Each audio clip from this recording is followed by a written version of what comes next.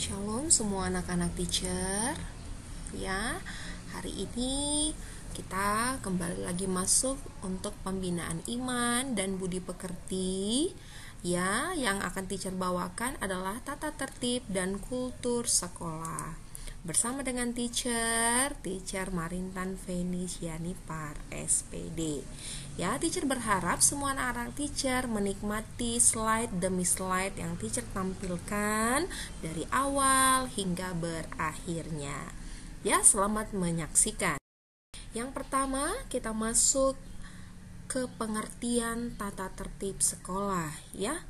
Apa itu tata tertib? Dan mengapa harus ada tata tertib? Perhatikan semuanya anak-anak teacher.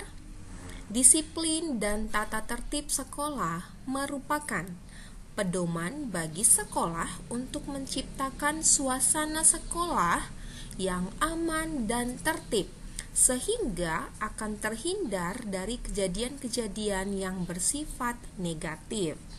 Hukuman yang diberikan ternyata tidaklah ampuh untuk menangkal beberapa bentuk pelanggaran, malahan akan bertambah keruh permasalahan.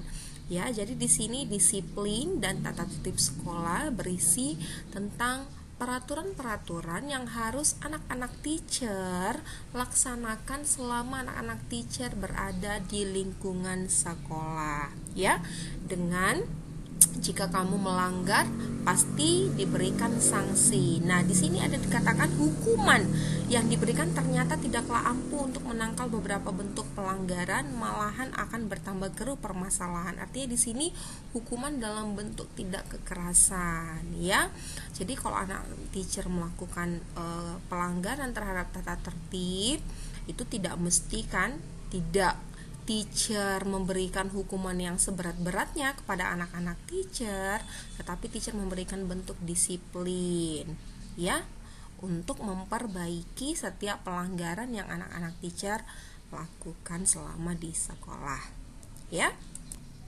Selanjutnya, tata tertib, ya. Peraturan tata tertib siswa berfungsi untuk mengatur ketertiban siswa.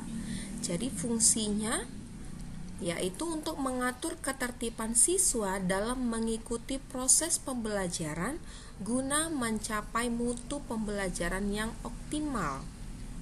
Fungsi yang lain adalah untuk menetapkan kriteria penilaian pribadi siswa yang berisi kelakuan, kerajinan, kerapian, serta kebersihan. Jadi, ketika anak-anak teacher melaksanakan setiap tata tertib yang ada di sekolah kita, itu masuk penilaian teacher. Ingat, penilaian kita itu ada 4, ya. KI1 berhubungan dengan sifat kerohanian, spiritual. KI2 yang bersifat itu sosial. Nah, jadi teacher menilai setiap tingkah laku anak-anak teacher itu dari KI 2, termasuk untuk tata tertib itu teacher menilainya untuk anak-anak teacher nilainya di KI 2, ya. Selanjutnya, nah, berdasarkan informasi yang sudah teacher berikan, teacher sampaikan kepada anak-anak teacher bahwa tanggal 19 April kita akan melaksanakan pembelajaran tatap muka, ya, yang artinya anak-anak teacher nanti akan belajar di sekolah, ya. Nah, selama kamu melaksanakan pembelajaran tatap muka, beberapa tata tertib yang harus anak-anak teacher patuhi, artinya wajib, ya.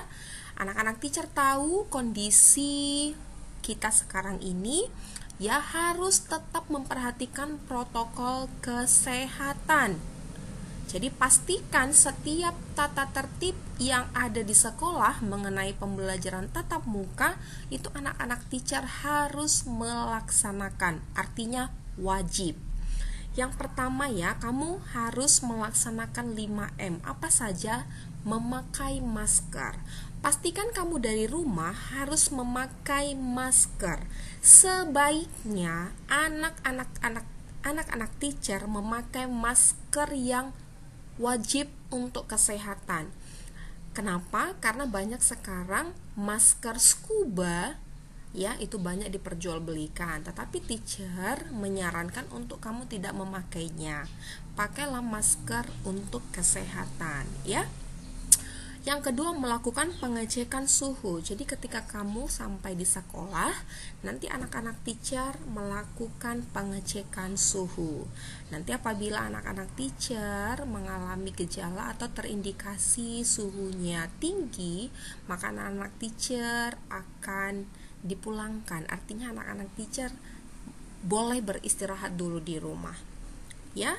Selanjutnya, setelah kamu melakukan pengecekan suhu, anak-anak teacher mencuci tangan dengan sabun atau hand sanitizer dan pastikan dengan air yang mengalir ya. Jadi anak-anak teacher itu sekolah sudah menyediakan wastafel ya, sabun, hand sanitizer dan air untuk anak-anak teacher cuci tangan sebelum masuk ke dalam kelas. Selanjutnya yang keempat adalah menjaga jarak. Jadi ketika kamu melaksanakan pengecekan suhu, melaksanakan cuci tangan, itu kamu harus jaga jarak.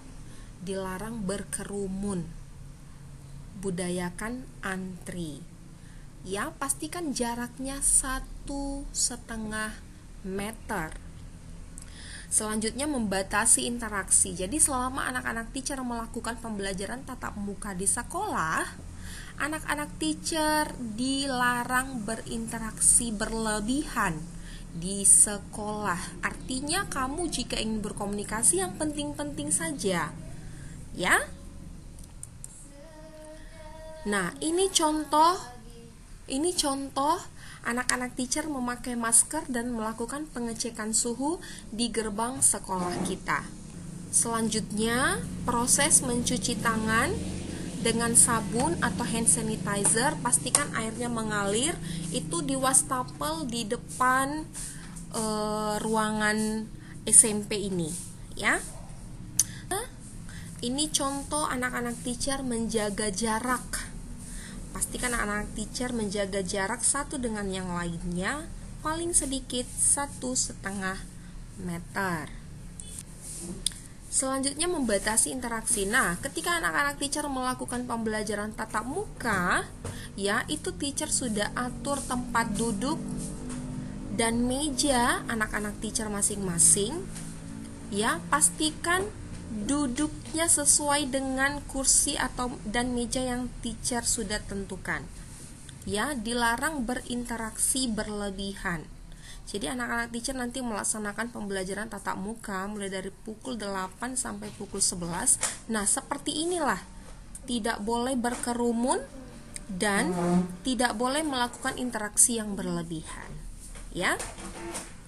Nah, protokol kesehatan yang harus dilaksanakan oleh siswa. Nah, di sini ada beberapa poin yang teacher ambil sebelum berangkat dari rumah menuju sekolah. Pastikan anak-anak teacher itu sarapan dulu.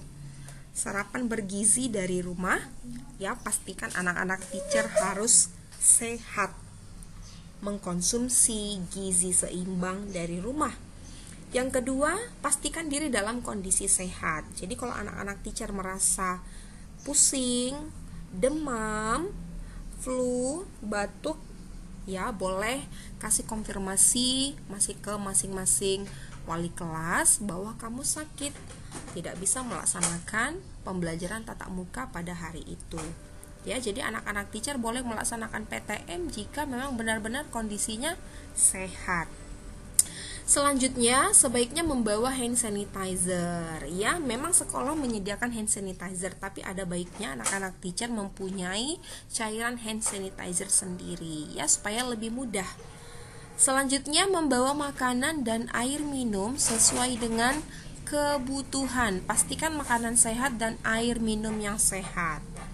Dilarang meminta makanan dan air minum temannya. Selanjutnya membawa perlengkapan alat tulis pribadi, ya. Jadi anak-anak teacher pastikan alat tulisnya lengkap dari rumah. Kenapa? Karena teacher melarang anak-anak teacher untuk saling meminjamkan alat tulis. Selanjutnya yang kedua adalah prokes yang harus anak-anak teacher patuhi ketika masuk ke lingkungan sekolah. Yang pertama, siswa datang tepat waktu 15 menit sebelum pembelajaran.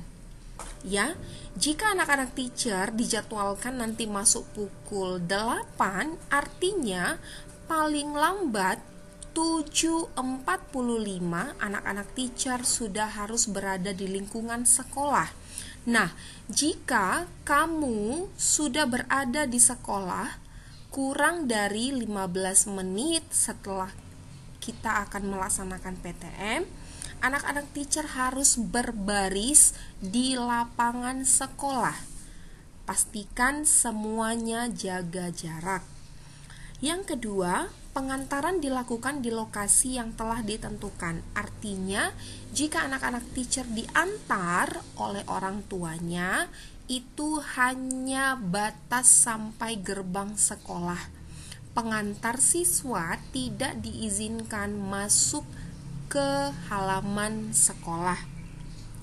Selanjutnya, pengantar dilarang masuk ke dalam lingkungan sekolah, ya seperti yang teacher jelaskan tadi ya. Jika mama papa antar anak-anak teacher itu sampai gerbang sekolah saja. Yang keempat, masuk melalui pintu gerbang utama dan melakukan pengecekan suhu. Yang kelima, bagi siswa yang memiliki gejala diwajibkan pulang ke rumah. Yang keenam, masuk kelas satu persatu menuju bangku masing-masing. Ya, jadi anak-anak teacher setelah berbaris nanti di lapangan masuk kelas satu persatu menuju bangku masing-masing. Yang ketiga, prokes yang anak-anak teacher harus laksanakan selama di kelas. Yang pertama, siswa tetap memakai masker dan menjaga jarak. Artinya, sejak kamu berada di lingkungan sekolah sampai di kelas, bahkan sampai pulang, anak-anak teacher tetap harus memakai masker. Dilarang membuka masker. Yang kedua, menggunakan alat belajar dan alat makan minum pribadi seperti yang sudah teacher jelaskan pada slide sebelumnya. Dilarang pinjam meminjam peralatan, baik alat tulis maupun alat makan minum. Dilarang berpindah tempat duduk. Nah, ini yang sering teacher temukan. Sudah teacher tetapkan nanti bangku masing-masing anak teacher, dan disitulah kamu duduk mulai dari awal sampai berakhirnya kegiatan pembelajaran. Dilarang berpindah tempat duduk. Ingat, membatasi interaksi. Selanjutnya, prokes anak-anak yang harus laksanakan ketika pulang sekolah. Yang pertama, siswa keluar ruangan kelas dengan berbaris sambil menerapkan jaga jarak, langsung menuju pintu keluar tempat penjemputan. Jadi nanti anak-anak teacher akan diarahkan oleh guru mata pelajaran atau wali kelasnya supaya anak-anak teacher keluar dari kelas itu satu persatu, tidak bergerombolan, ya. Langsung pulang, tidak ada lagi yang bermain-main di sekolah. Yang kedua, pastikan tetap memakai masker dan hand sanitizer. Yang keempat, penjemput menunggu di lokasi yang telah disediakan dan melakukan jaga jarak. Nah, papa mama yang menjemput anak-anak teacher menunggu di lokasi yang telah disediakan dan pastikan juga harus jaga jarak. Yang terakhir, siswa yang terlambat dijemput wajib menunggu di lobi sekolah dengan tetap menjaga jarak. Jadi jika kamu belum dijemput, silakan kamu tunggu di lobi sekolah dengan tetap menjaga jarak. Nah, selanjutnya kita masuk ke larangan siswa. Jadi ada beberapa larangan yang harus anak-anak teacher laksanakan. Meninggalkan kelas saat pelajaran kecuali ada izin dari guru mata pelajaran. Nah, jadi kita mulai dari jam 8 sampai jam 11 itu nanti hanya ada jeda pada pukul 9.30 sampai 10.00 itu adalah anak-anak teacher melakukan break, di mana anak-anak teacher boleh beristirahat, makan atau minum. Dilarang meninggalkan kelas kecuali ada izin dari guru mata pelajarannya. Yang kedua, memakai perhiasan yang berlebihan dan berdandan yang tidak sesuai dengan profil siswa. Ya, selanjutnya berkelahi dan main hakim sendiri. Jadi selama kita pembelajaran tatap muka, anak-anak teacher dilarang berkelahi. Selanjutnya merokok, minum minuman keras, menggunakan narkoba dan sejenisnya, ini pasti ya. Mengganggu ketentraman dan ketenangan, membaca buku atau gambar yang bertentangan dengan nilai agama dan Pancasila. Membawa benda dan senjata tajam. Jadi anak-anak teacher dilarang membawa benda atau senjata tajam ke sekolah. Karena apa? Dapat mengganggu jalannya pendidikan dan pelajaran. Selanjutnya, membawa alat elektronik yang tidak berhubungan dengan pelajaran. Jadi anak-anak teacher meskipun sudah difasilitasi dengan yang namanya Android, dilarang membawanya ke sekolah. Bagi anak teacher yang kedapatan membawa handphone ke sekolah, akan teacher berikan sanksi. Ya. Sanksi-sanksi yang akan diterima oleh anak-anak teacher yang melakukan pelanggaran. Yang pertama, peringatan dalam bentuk lisan atau tertulis dengan tembusan kepada orang tua atau wali murid. Yang kedua, sanksi pada item membawa handphone, maka handphone akan diambil dan dikembalikan melalui orang tua, atau ditahan dan dikembalikan pada saat yang bersangkutan telah lulus. Selanjutnya yang ketiga, dilarang mengikuti pembelajaran atau diskors, tidak boleh masuk sekolah. Jadi kalau anak-anak teacher melakukan kesalahan, ya dilarang mengikuti pembelajaran. Yang keempat, dikeluarkan dari sekolah. Yang kelima, sanksi lain menurut kebijaksanaan kepala sekolah atau yang diberi tugas. Ya. Nah, tentu ketika anak-anak teacher melakukan tata tertib, ada hak-hak yang anak-anak teacher bisa dapatkan. Yang pertama, mendapat perlakuan yang sama dengan siswa lain selama tidak melanggar tata tertib. Artinya di sini teacher-teacher memberikan keadilan kepada semua anak-anak teacher, ya. Yang kedua, siswa berhak memanfaatkan segala fasilitas yang telah disediakan. Jadi apapun fasilitas, sarana prasarana yang ada di sekolah kita, semua anak-anak teacher berhak memanfaatkan dengan syarat tidak merusaknya atau tidak menyalahgunakan, ya. Nah, ini dia contoh siswa dengan berpakaian seragam lengkap. Jadi pastikan anak-anak teacher nanti ketika masuk kita pembelajaran tatap muka, anak-anak teacher ke sekolah, pastikan seragamnya lengkap. Ya, hari Senin kita pakai putih biru, pakai dasi, pakai topi, pastinya pakai masker. Ya, ingat sepatu hitam, kaos kaki putih. Ya, untuk hari Selasa kita berpakaian kotak-kotak. Ya, celana biru.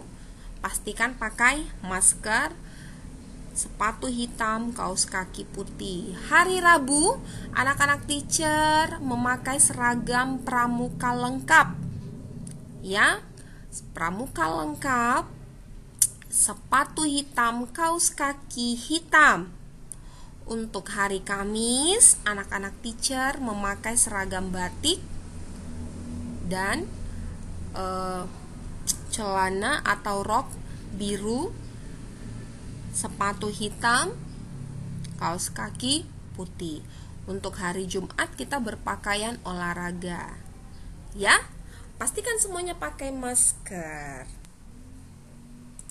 Baiklah semua anak teacher, sampai bertemu di pembelajaran tatap muka Sekolah Harapan Bangsa. Pesan teacher, tetap semangat. dan pastikan tetap sehat. Sampai bertemu, sampai jumpa. Tuhan Yesus memberkati kita semuanya.